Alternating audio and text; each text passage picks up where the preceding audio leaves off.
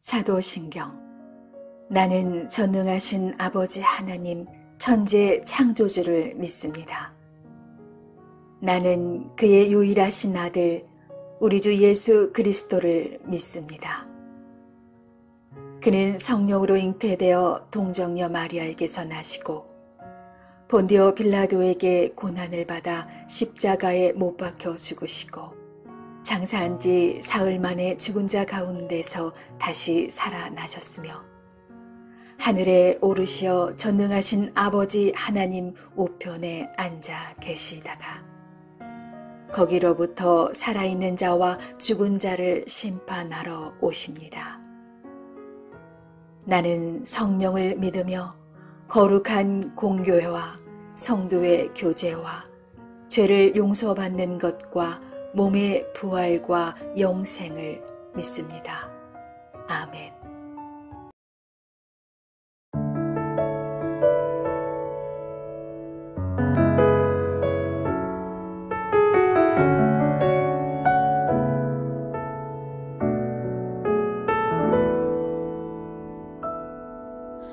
나는 알아요, 나 기도할 때 주님 곁에서 모두 듣고 계신 것. 나는 주님 느낄 수 있어요. 나 기도하며 주님 앞에 나갈 때 조용히 내 곁에 오셔서 내 맘 어루만지시고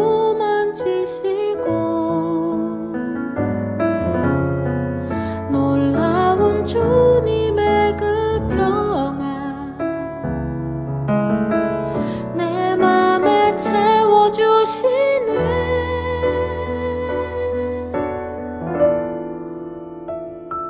주님 언제나 함께 하시네.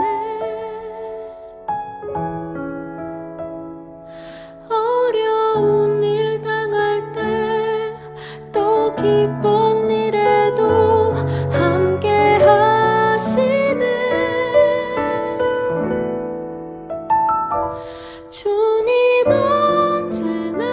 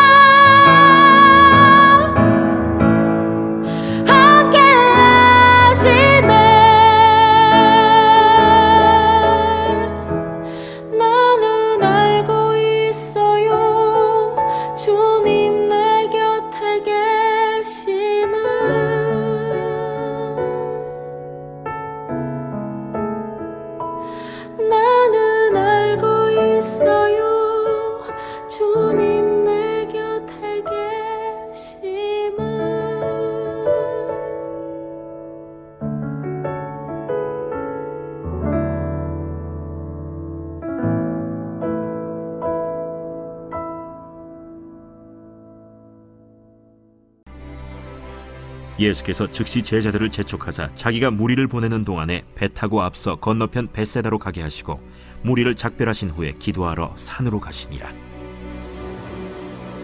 저물매 배는 바다 가운데 있고 예수께서는 홀로 무태 계시다가 바람이 거스름으로 제자들이 힘겹게 노젓는 것을 보시고 밤 사경쯤에 바다 위로 걸어서 그들에게 오사 지나가려고 하시매 제자들이 그가 바다 위로 걸어오심을 보고 유령인가 하여 소리 지르니 그들이 다 예수를 보고 놀랍니다. 안심하라. 내니 두려워하지 말라 하시고 배에 올라 그들에게 가시니 바람이 그치는지라. 제자들이 마음에 심히 놀라니 이는 그들이 그 떡 되시던 일을 깨닫지 못하고 도리어 그 마음이 둔하여졌음이로라. 건너가 게네사렛 땅에 이르러 대고 배에서 내리니 사람들이 곧 예수신 줄을 알고 그 온 지방으로 달려 돌아다니며 예수께서 어디 계시다는 말을 듣는 대로 병든 자를 침상째로 메고 나오니 아무데나 예수께서 들어가시는 지방이나 도시나 마을에서 병자를 시장에 두고 예수께 그의 옷가에라도 손을 대게 하시기를 간구하니 손을 대는 자는 다 성함을 얻으니라.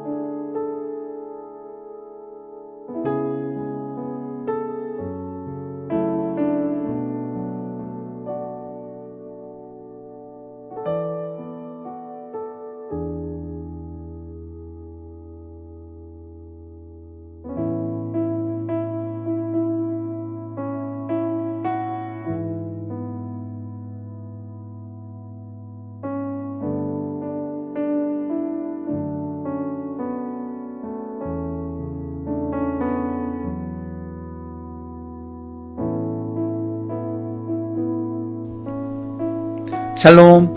새롭게 시작하는 한 주 하나님의 은혜와 평강이 우리의 삶에 넘칠 수 있기를 원합니다. 다시금 이렇게 말씀과 묵상의 자리에서 여러분을 만나 뵙게 되니까 참 반갑습니다. 이 은혜의 시간들을 계속 이어갈 수 있도록 하나님께서 또 환경과 길을 또 허락하시기를 간절히 소망합니다.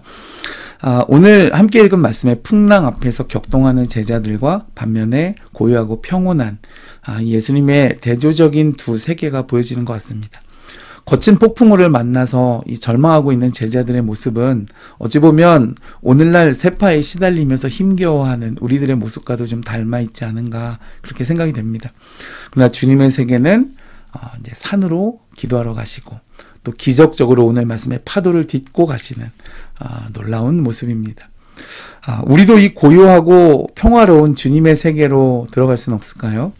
오늘 말씀의 이 48절을 보면 이 제자들은 갈릴리를 건너 벳세다로 향하는 그 바닷길에서 풍랑을 만났습니다. 그들은 밤 사경이 넘도록 바람과 파도와 싸우며 아우성치고 있었습니다. 이 밤 사경은 새벽 3시에서 6시. 그래서 동트기 바로 직전에 그 어둠과 새벽 미명이 공존하는 바로 그 시간입니다. 이 제자들 중에 대다수는 어부였습니다만은 그러나 그들조차도 자력으로는 바람을 헤쳐나갈 수 없었던 것 같습니다. 그만큼 요동하는 바다 물결 속에서 죽느냐 사느냐 절망적인 사투를 벌이고 있었습니다. 이러한 모습은 오늘날 이 사망의 음침한 골짜기와 같은 세상에서 역시 힘겹게 살아가는 성도들의 모습과도 비슷한 것 같습니다.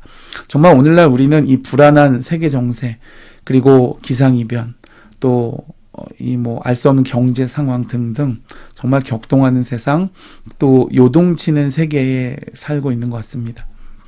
반면에 이 46절을 보면 주님의 세계는 평온합니다. 무리를 작별하신 후에 기도하러 산으로 가셨다 그랬습니다. 그러니까 주님께서는 이 제자들이 풍랑 속에서 사투를 벌이고 혼란하고 있는 그 시각 기도하셨던 것 같습니다. 칠흑 같은 밤이 물러가고 새벽이 동터오는 그 시간 고요한 세계에서 기도하시면서 깊이 있는 영적 교제를 이루시는 모습입니다. 격동하는 이 바다에서 씨름하는 제자들 반면에 또 고요한 기도의 바다를 거닐고 계시는 주님의 모습이 참 구별되어지는 것 같습니다. 이 절망 속에 빠진 제자들에게 주님께서 호련히 나타나셨습니다. 48절을 보면 제자들이 괴로이 노젓는 것을 보시고 밤 사경쯤에 바다 위로 저에게 오셨다 그랬습니다. 여러분, 성경에서 대체로 이렇게 절망적인 상황은 주님께서 우리에게 가까이 오시는 바로 그때입니다. 이 창세기 32장에 보면 형 에서의 칼날을 이제 두려워하며 야복강가에서 철회하면서 기도하던 이 야곱에게 하나님께서 사람의 모습으로 그 절체절명의 순간에 찾아오셨습니다. 도망치듯 떠나온 이 바담 아람으로 다시 돌아갈 수도 없고, 그렇다고 이 형 에서가 배신과 복수의 칼날을 갈며 기다리고 있는 앞으로 갈 수도 없는, 정말 어찌할 수 없는 순간, 바로 이때 하나님의 호련히 그에게 임하신 것입니다. 오늘 제자들도 죽느냐 사느냐 사투를 벌이고 있는 바로 그 절체절명의 순간에 주님께서 제자들에게 찾아오신 것처럼요. 광야 이스라엘 백성들이 그 광야 한가운데서 불신앙과 불순종으로 이제 하나님 앞에 진노를 받을 수밖에 없는, 그래서 이 고뇌와 절망에 빠진 모세가 차라리 내 이름을 지워버려 주시옵소서라고 절망적으로 하나님께 호소할 때에 바로 그때 하나님께서 그에게 나타나셨습니다. 이세벨의 분노 앞에서 도망쳐서 절망하던 엘리야가 사막 한가운데 그 로뎀 나무 아래에서 차라리 죽기를 소원했을 때 여호와께서 그에게 찾아오셨습니다.